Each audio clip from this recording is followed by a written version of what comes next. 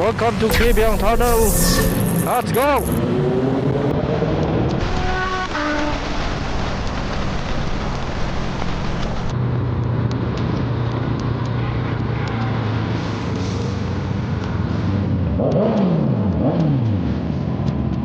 And yung suspension, yun talaga, suspension. So, kompleto na, no?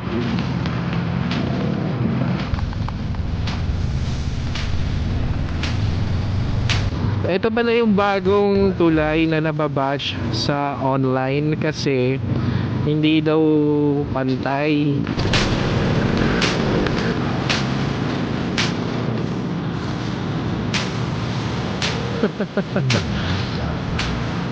Swak nga swak siyang motor or big bike para sa Pilipinas kahit nasaan ka pa.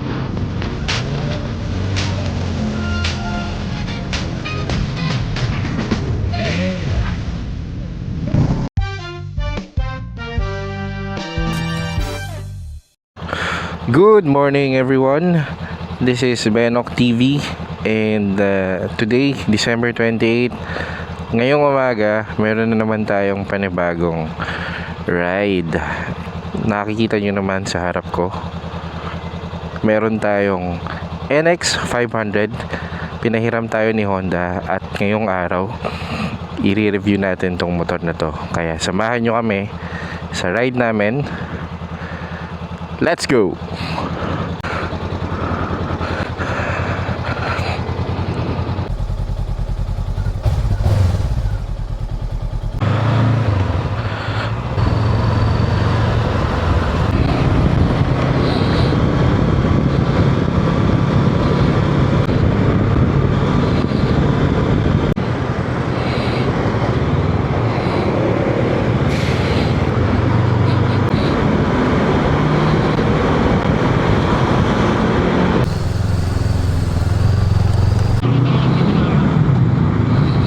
So yun, susunduin ko lang dito si Kuya Raul, tapos diretso na kami sa SLEX sa Petron.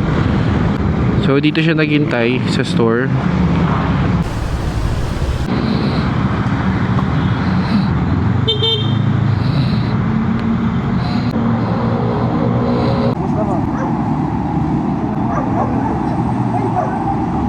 NX 500, no? Apo. Lakad tayo.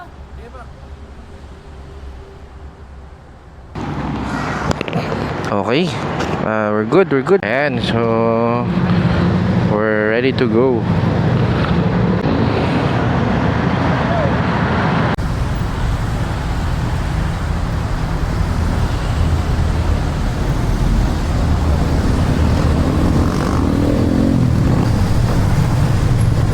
Okay. And we're ready to go. Nasundo ko na si Kuya Raul. Now, next meetup natin is SLEX Petron, no? So, on the way na rin doon ang aking mga utols. So, let's go. Let's start this ride. So, time check pala, 6:45 in the morning. And as you can see, maganda ang ating panahon at sana wag mabate, no? So, ayun, para we're gonna have a smooth ride lang, ano?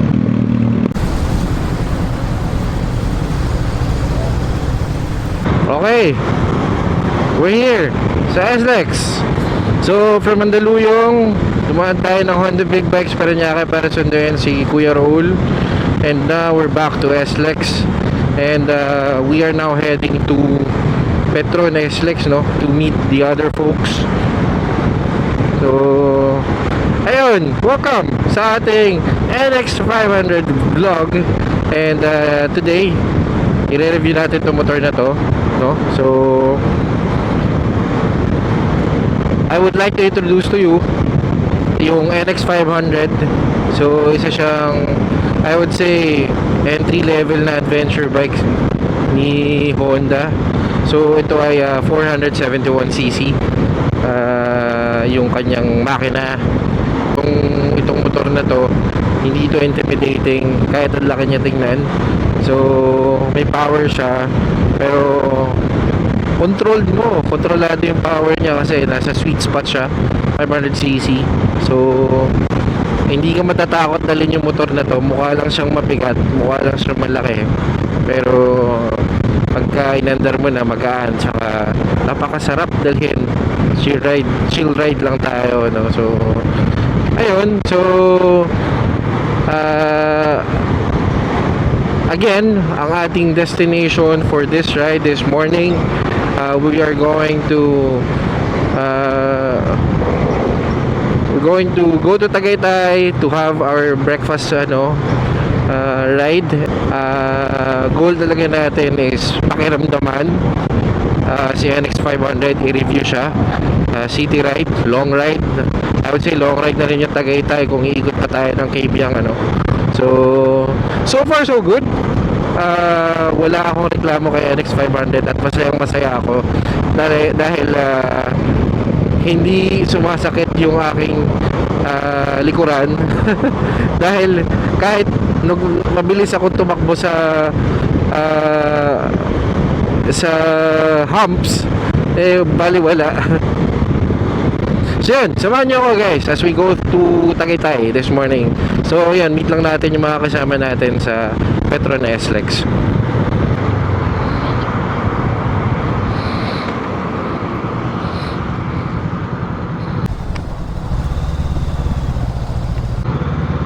So kaya si Joshi.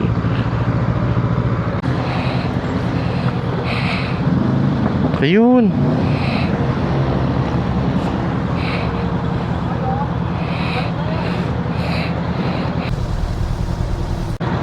Thank you po. Thank you.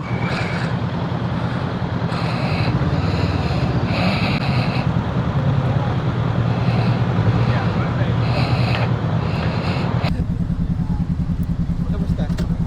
Okay na okay. Grabe to. Hindi ako nalulubak. Sumat ba sa lubak? Oo.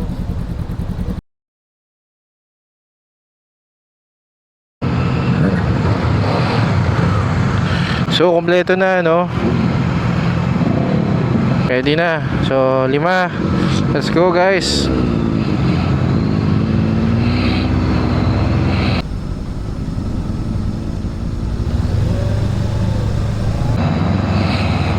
So, 5 kami sa rides na ito. Brothers ko, si Bossing Josh, tsaka si Kuya Raul. So again, ang aming destination is Tagaytay, specifically sa Scoteria, no? So ayan, we're ready. Again, we're using the NX500, the Honda NX500. Now we're exiting Petron SLEX. Ang ruta is SLEX, then Calax. Babaybayin natin ang Calax until makapag-exit tayo ng Aguinaldo exit. Tapos yun, dire-diretso na yun until Scoteria. So ayun, let's go.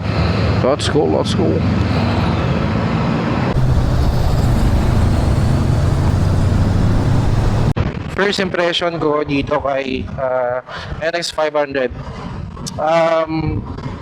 medyo nahihirapan ako dahil bias ko tong motor na to kasi isa to sa mga motorsiklo na pinagpilian ko sa pagbili ko ng una kong big bike. Pero as you can see sa aking mga vlogs, ang nagwagi ay si CB650R, no?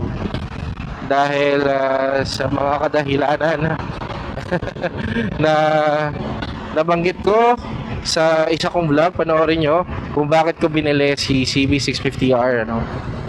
So going back to NX500, first impression ko, comfortable. Yun talaga yung word, comfortable. Number one is obviously upright position siya. Ang ganda ng upo mo dito, hindi ka nakayuko, hindi ka nakatingala or whatnot, diba? So sakto lang, maayos. So maayos din naman ang bend ng aking mga tuhod at paa. Then, suspension nito. Adjustable yung rear suspension nito, ano. Tapos, ganda ng play ng parehong suspension sa harap at sa likod.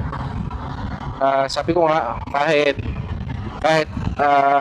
mapabilis ako ng takbo sa mga humps, eh hindi mo talaga dadamhin. So, talagang ang sarap nung ano, sa suspension. The reason why kung bakit ito isa sa mga gusto kong i-consider na bilhin nung gusto ko pang nung nandun pa ako sa mga panahon na nag-iisip ako kung ano ba talaga bibilin ko is because bagay na bagay ito dito sa Pinas. Alam niyo naman kalsada dito sa Pilipinas, 'di ba? So, para sa first impression ko, wala, ang sarap lang nung ano, ang sarap lang na dalhin tong si NX 500. Ayun. Dito tayo. Calax tayo, guys. Calax Gaming.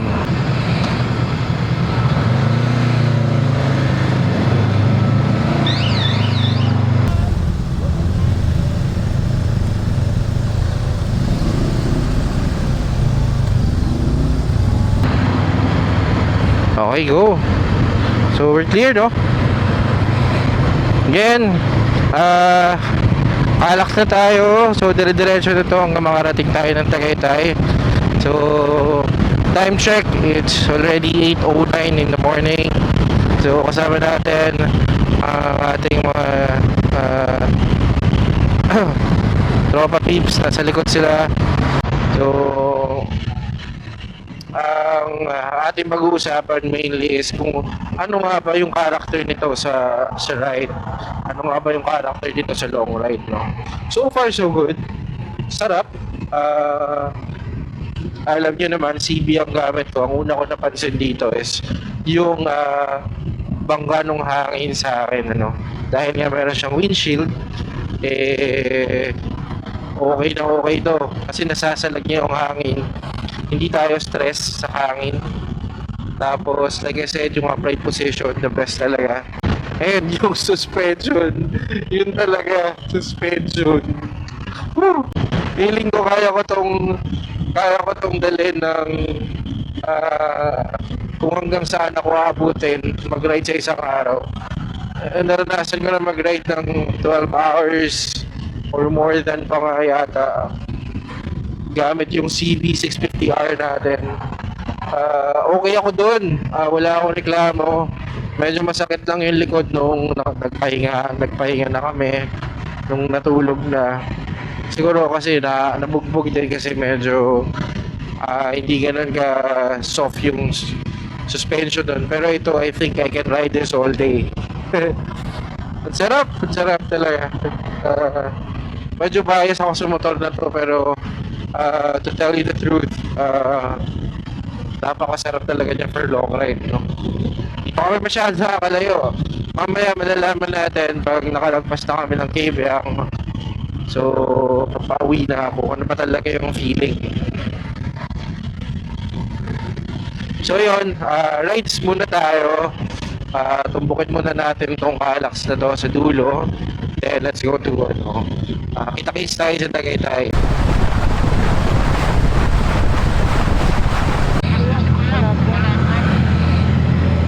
Oo, ganun talaga yan.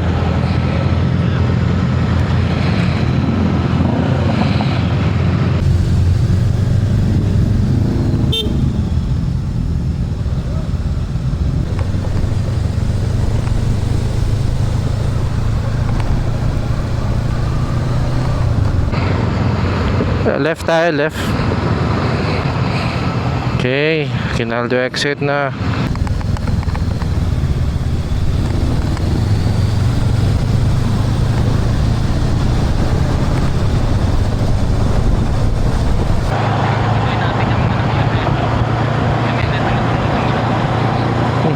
Okay. Dito kanya-kanyang diskarte na lang ng bilis, no?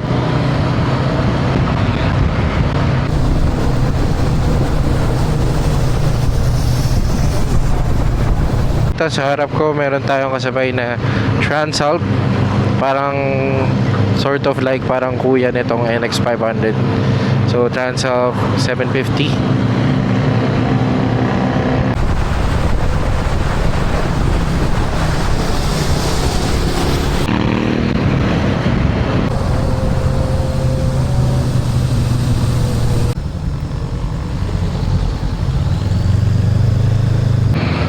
Yun. We're in Tagaytay now. Dito na tayo sa Tagaytay.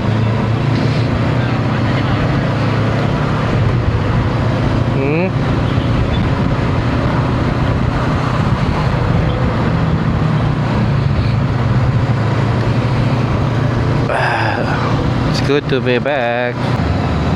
Welcome NX 500 sa Tagaytay with me, with Benok TV.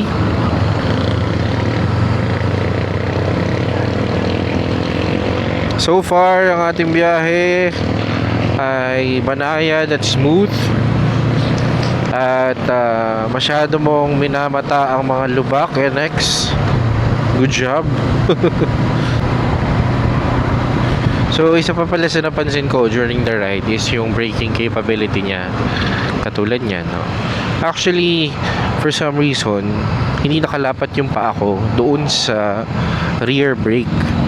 So, pagka nagpe-preno ko, yung harap lang, no?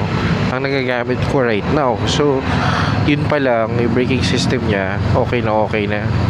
Kahit biglain tayo, maaasahan mo siya. Dahan-dahan kaya dito.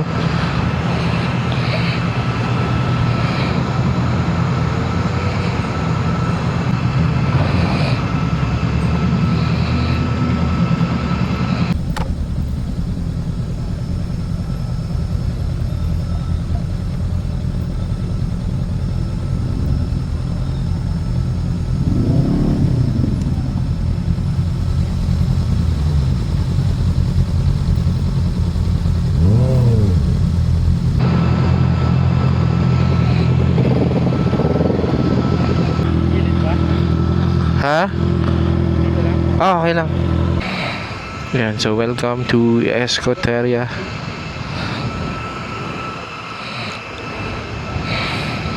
At meron tayong mga kasamang riders dito, and mostly mukhang mga classic Vespa ang nandito.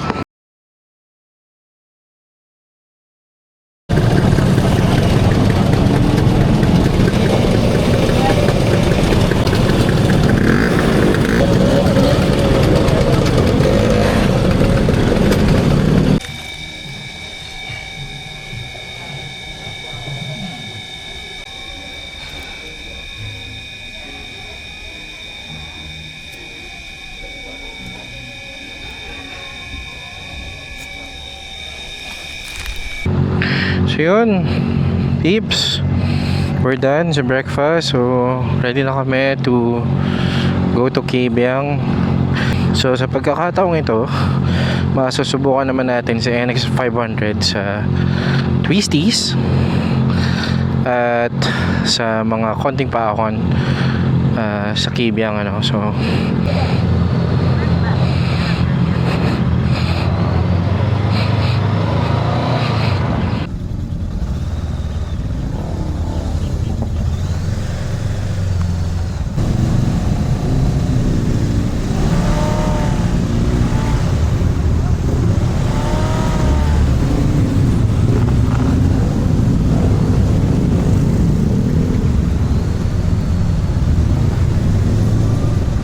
okay, rolling na ang madlang people. So again, we're heading to Kabyang, and doon masusubukan natin si NX 500 for the twisties tsaka mga konting paahon. So right now, let's appreciate Tagaytay. Medyo malamig ang hangin ngayon. Right now, nandito tayo sa Wind Residences. So let's go.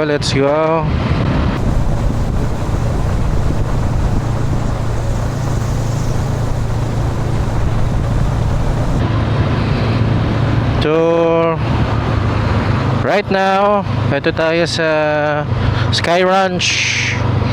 No?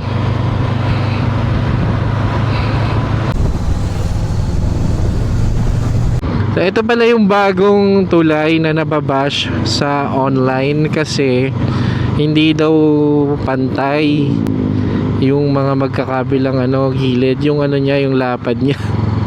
Hindi daw pantay. Pero maganda naman oh, ganda naman ng kalsada oh. Oh, pwede na yan.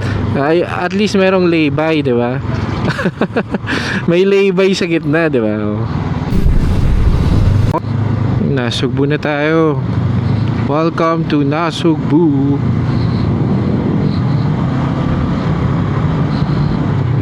Okay na yan, no?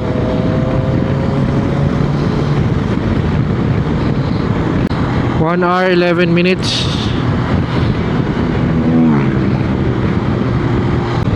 First time kong dumaan dito sa Tagaytay Nasugbu Road.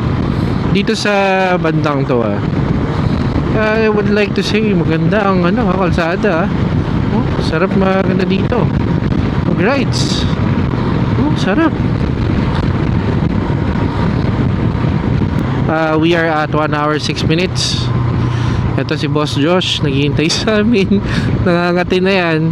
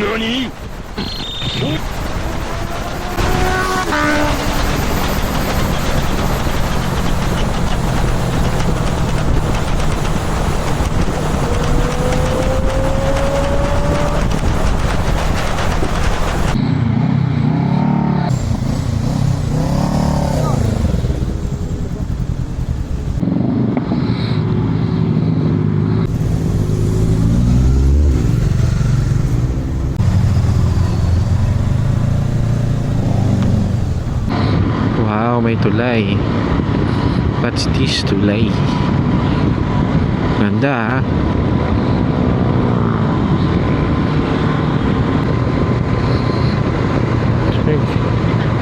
Canyon Cove.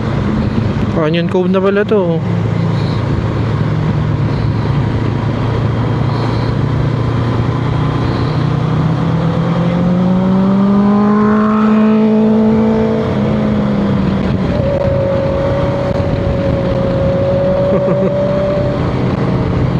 Shout out Boss Josh.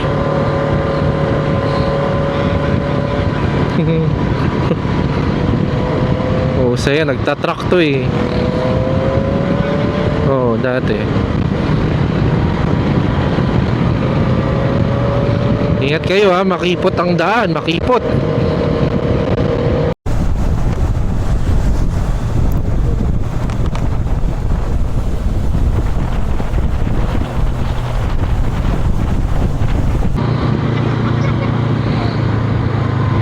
After ng ng motor, wala na. Clear yan, clear. Clear. Clear, pasok. Dandahan lang may mga buha-buhangin konti.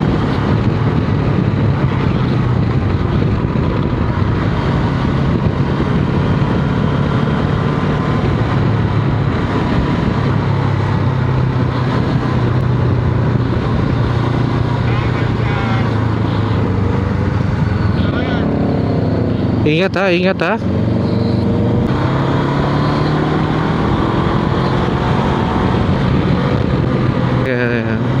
Pwede, ito, may isang motor, tapos pwede kayo sumingit. Singit kayo. Free.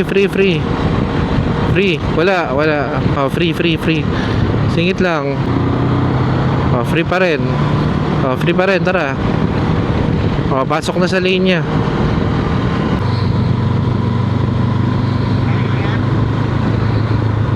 Kurbada to ha.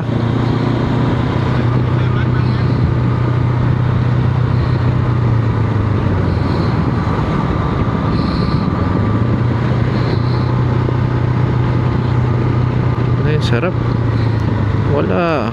Okay na okay siya sa kurbada.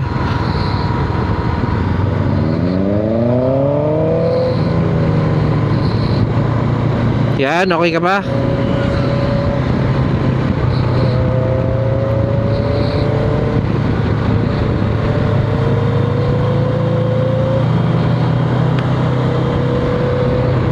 "25 minutes left."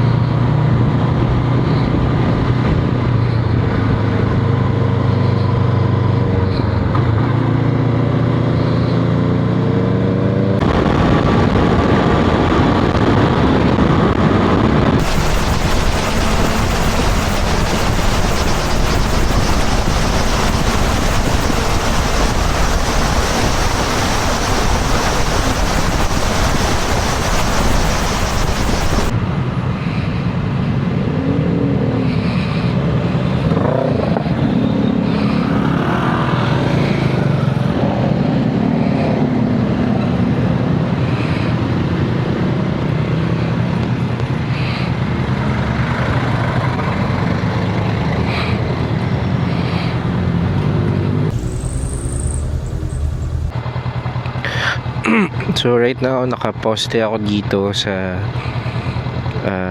isang kanto kasi hinihintay ko si la brother dahil nahuli sila. So nandito na tayo sa Ternate na Subo Road and meron tayo 19 minutes bago makarating ng Kibyang Tunnel. So konting konting push na lang. And so far so good. Ang sarap dalhin ni NX 500 sa mga kurbada.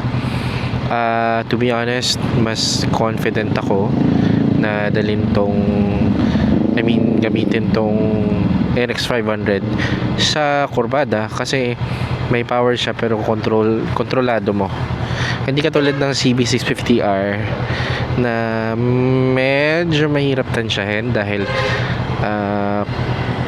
sobrang powerful ng ng output niya. So ito, chill ride at very very good so far. So wait na lang natin sila.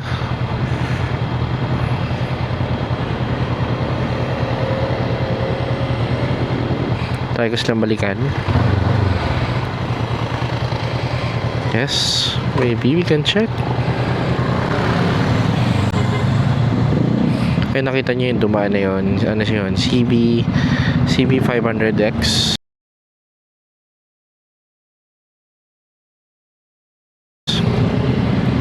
At mukhang binigyan tayo ng chance makakita ng kapatid nito. So ito lang yung Gen Alpha version ng CB500X.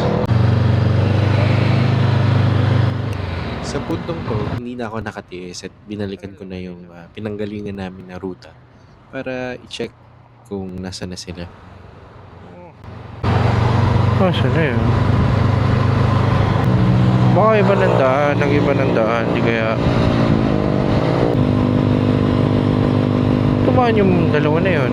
Sa puntong to, naisip ko na baka nagkasalisi kami kaya didiretso na ako sa Kabyang.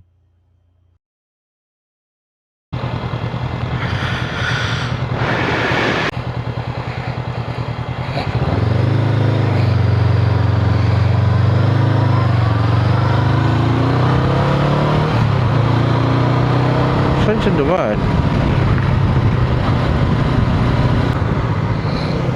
Pico del Oro.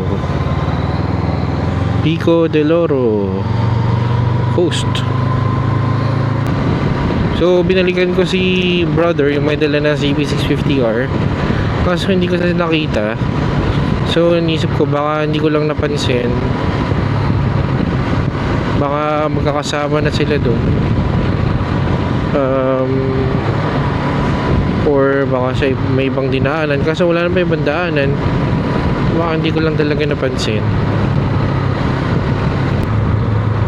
So 9 minutes papuntang Kabyang, pababa tayo, Corbada. So how is NX 500 doing? Yeah, okay na okay pa rin naman siya.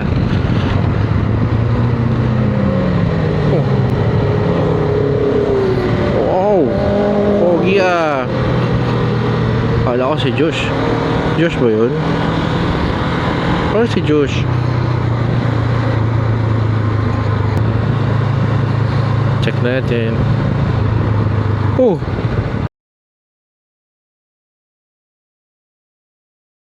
Ako na, wala kayo.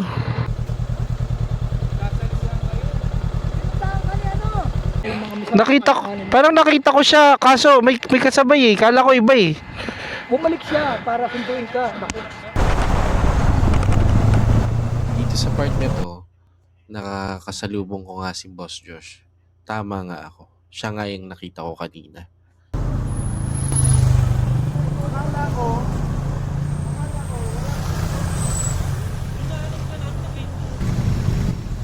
At dito naman sa part na to, sakto tumingin ako sa side mirror ko para tingnan sila, at naging blind spot sa akin yung gilid kaya hindi ko sila nakita. Nagtataka rin ako kung bakit hindi ko narinig yung motor ko. Sarili kong motor, hindi ko kilala yung tunog. Ano pala? Sabi niya ko sa lamig, uy, bakit parang lumit si Melvin? Yung pala yung kapatid ko na nasa likuran ko. Habig nga. Bakit ba? Sumusunod ako sa'yo, ikaw maglilid. Hindi siya nag-ano. Sige, baka gusto niya ano, may ano. Pero napansin ko sa side ko, parang lumit si. Siya na pala yun. Ano ko na, pagdating dito, minto kami. Inintay ka nga. Sabi niya, baka miscommunication. So yun guys, meron lang ano, sabi ko na eh, ganun yung nangyari. So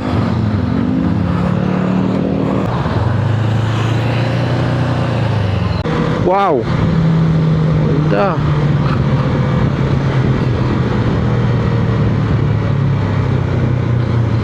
Ito.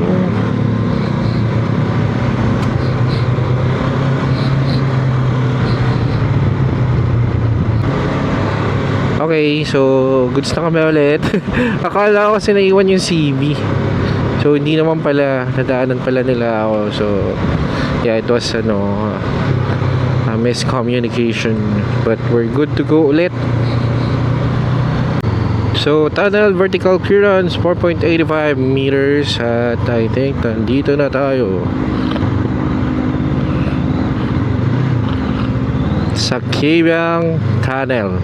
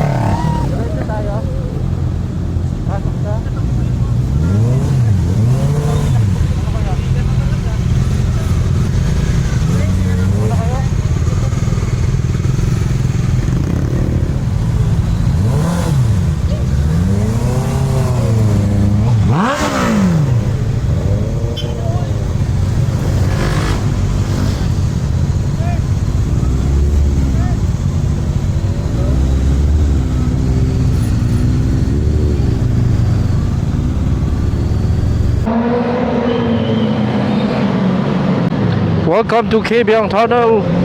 Let's go.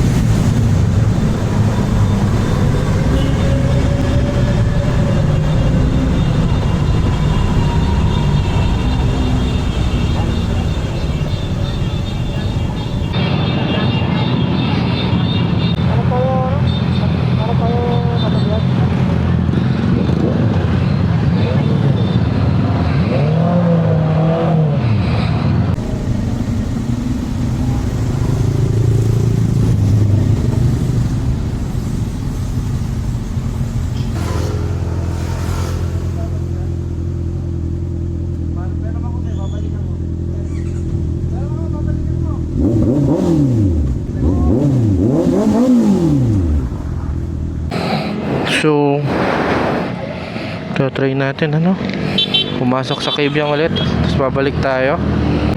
Magbubomba lang ako dun.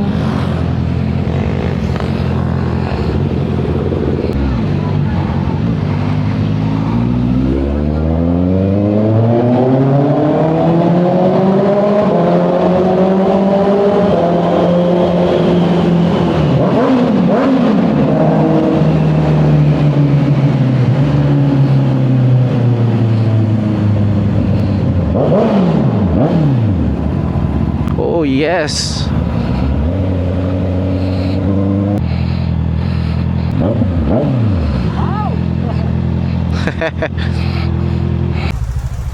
Ano, change motors naman oh. Change motors. Dapat hindi ano mo yan, luwagan mo konti para nakaupo siya sa... Yun nga, kanina sa ganito. Ngayon sakit sa likod. Ngayon, niluwagan ko.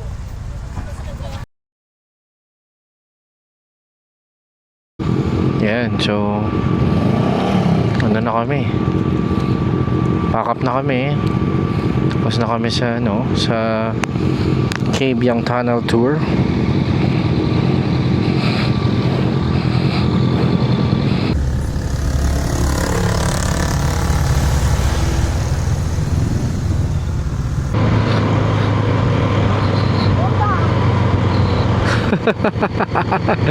Bomba wala hindi man to inline 4 bomba daw. So hindi na masyadong traffic. Pag-usapan natin ulit si NX 500. So again, ang ating ruta ngayong araw na to is from Mandaluyong to Kabyang, shout out kay Boss Josh.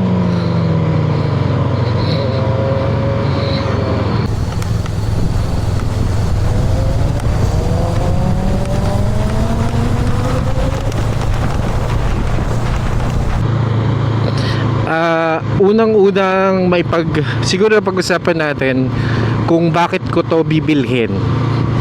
Number one, kung bakit ko to bibilhin is swak na swak siyang motor or big bike para sa Pilipinas.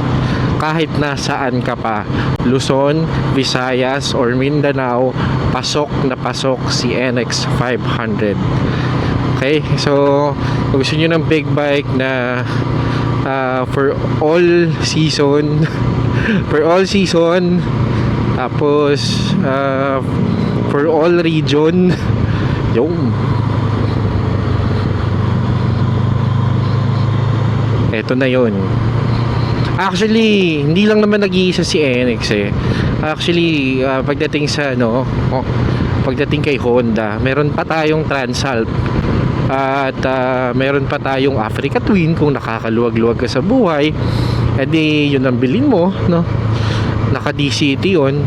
Well, may DCT. That's the number one reason as to why bibiling ko to, diba? Kasi sulit ang bili mo pag magagamit mo siya sa maraming bagay, 'di ba? Sa maraming pagkakataon.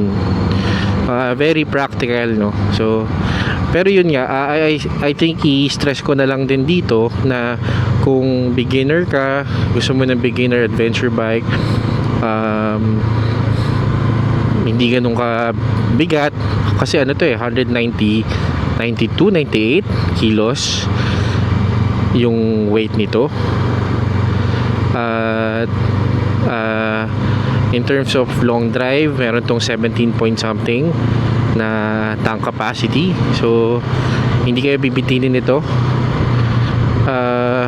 Eto yung ano ko, yung gasolina ko sa ano pa to, SLEX Petron. Hindi pa ako nagpapagas ulit at nangangalahati pa lang yata siya. So, 'di ba? Fuel efficient, goods na goods. So, ayun, that's number 1, no? Number 2, comfort. Ayun. Pagdala mo to, magaan siya. Pagdala mo to, hindi ganun kalakas yung hampas ng hangin sa iyo kasi meron siyang windshield dito, no? Hindi man siya adjustable pero ano na siya, decent enough to block the air na papunta sa iyo.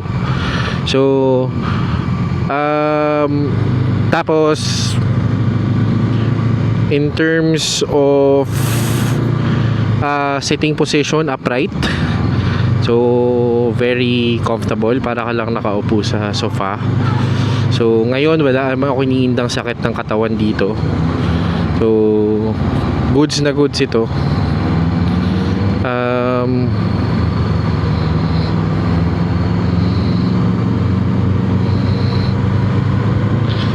Ayun, so okay din yung upuan niya, malambot naman.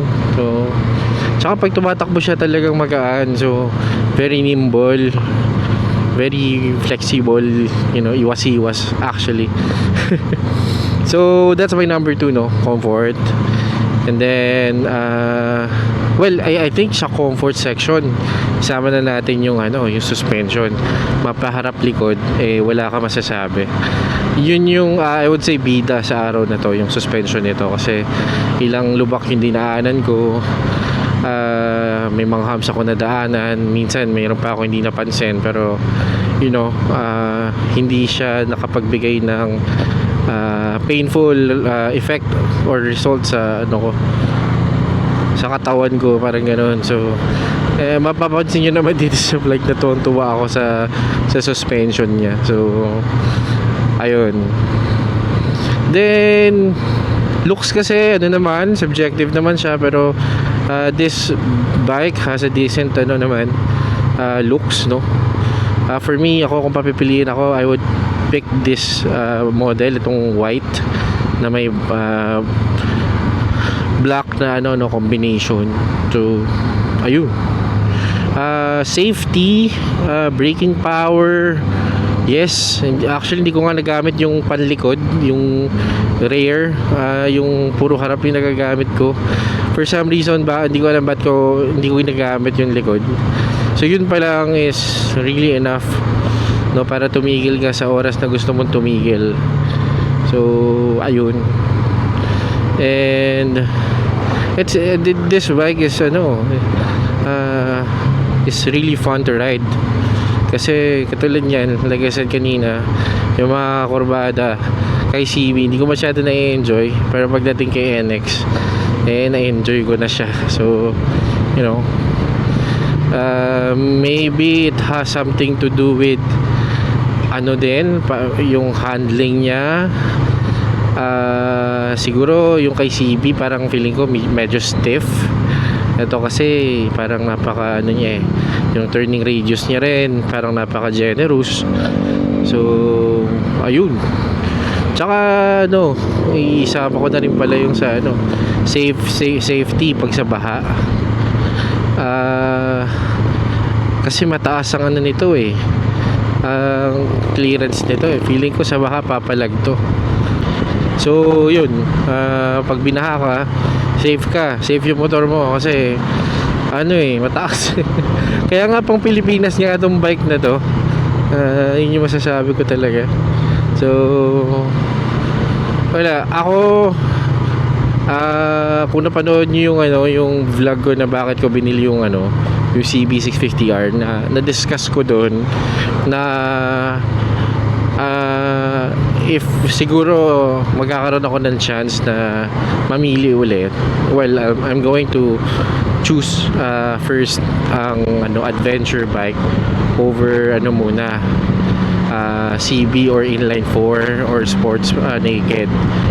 Pero I'm happy with CB, pero yun nga, I think meron talaga mga situations na kakailanganin mo ng adventure bike.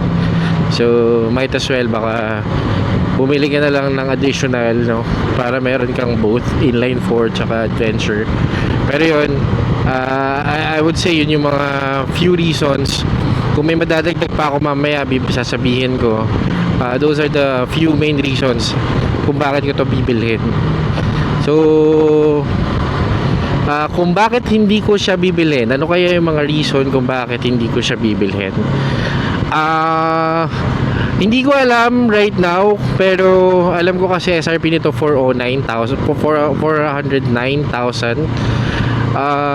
I think meron discount ito. I'm not sure kung for holiday lang or ano ba, pero alam ko may discount As of ito. January 1, 2026, ang presyo ng NX500 sa Honda Big Bikes Parañaque ay nasa 369,000.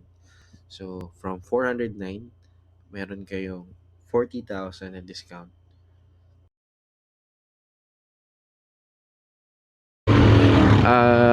Pero yun, if the price is still 409, parang para sa akin medyo namamahalan pa ako sa kanya, kasi konting usod mo na lang pwede ka na nga namang bumili ng inline 4 like CB650R, which is a more powerful bike, so ayun, tawag dito, siguro yung price, siguro pag bumaba yung presyo niya, dun ko siya bibilhin, no? Para kasing namamahalan pa ako to. So ayun, ano pa bang negative? Siguro yung naman kasi yung mags na nakalagay dito, pwede mo naman siguro tong gawa ng paraan na mapalitan siya ng spokes. Yun, so para mas astig talaga. Yun siguro, feeling ko hindi naman siya valid na reason as to why hindi mo siya bibilin kasi nga pwede mo nga naman siyang palitan, 'di ba? So ayun, ang ang isang part lang na medyo na-annoy ako is yung nasa expressway ako, parang pakiramdam ko na nahahangin siya, parang ganun. Parang ako nadadala ng hangin. So yun,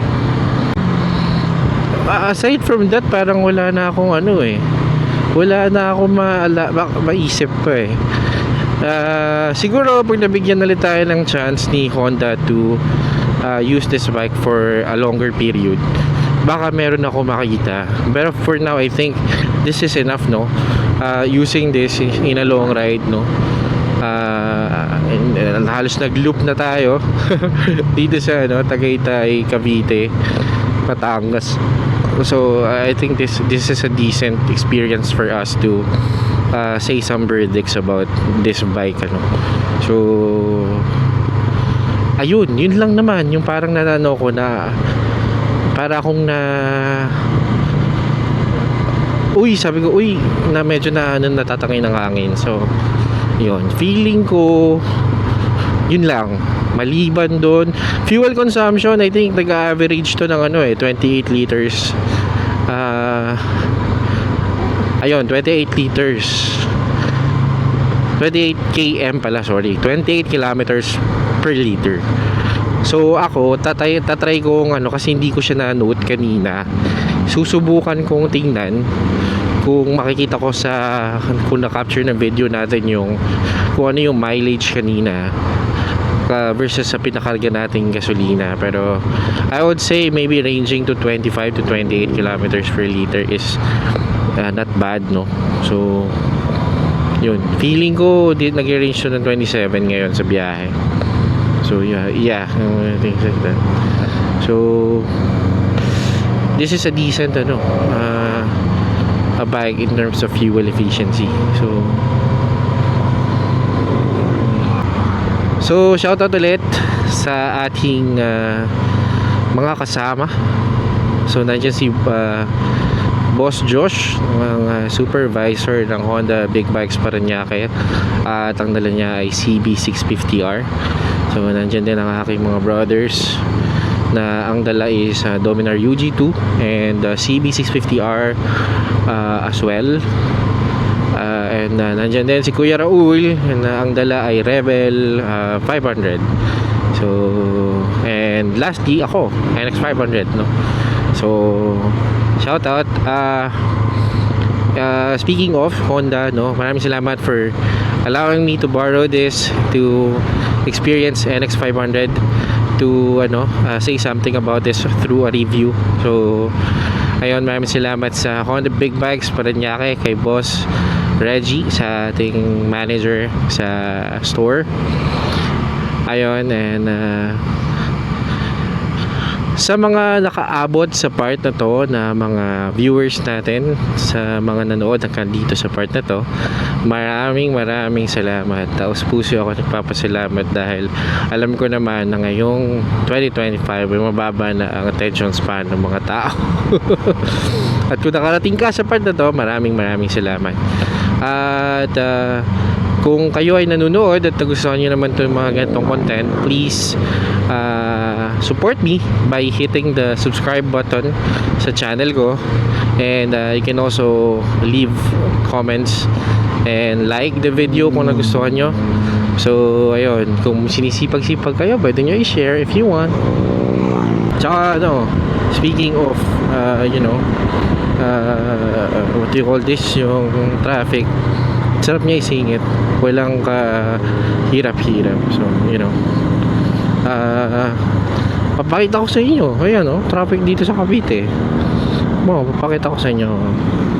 Oh my god, what a traffic.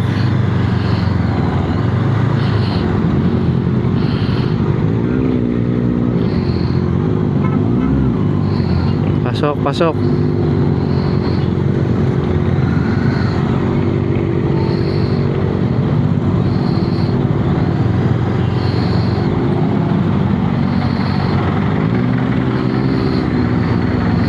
Pasok, guys.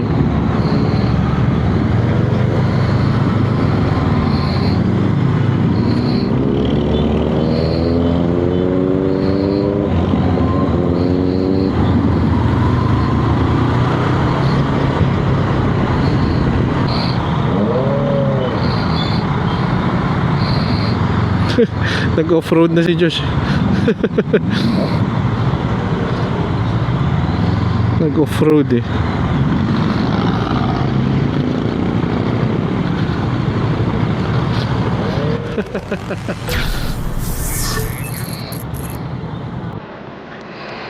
Oh, ayan.